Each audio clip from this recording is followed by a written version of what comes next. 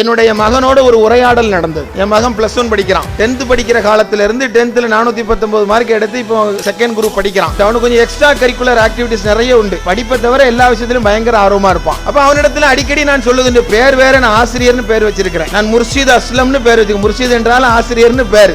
அவனிடத்திலே நான் சொல்லுகிறேன், நல்லா படிக்கணும்பா, கணிதம் தான்பா இருக்கிறதுலேயே அடிப்படை என்று நான் சொல்லும் பொழுது அவன் எனக்கு சொன்னான், அப்படி எல்லாம் ஒண்ணு இல்ல, நான் புக்கில் படிக்கிறதெல்லாம் நாளைக்கு எனக்கு வாழ்க்கைக்கு உபயோகமா படப்போவா போகுது, எனக்கு எதிர்காலத்தில் எனக்கு உபயோகப்படவா போகுது, அதெல்லாம் ஒண்ணு இல்ல, இது வேற அது வேற, நான் புதுசா நான் கிரியேட் பண்ணுவேன், அதற்கு இது எனக்கு அவசியம் இல்லை என்று என்னிடத்திலே அவன் சொல்லி காட்டினான். அவன் என்னன்னு சொல்லி காட்டினா, இப்ப இருக்கிற படிப்பு என்பது எதிர்கால வாழ்க்கைக்கு உபயோகப்படாது என்று நினைக்கிற ஒரு கல்வி திட்டம் இருக்காது.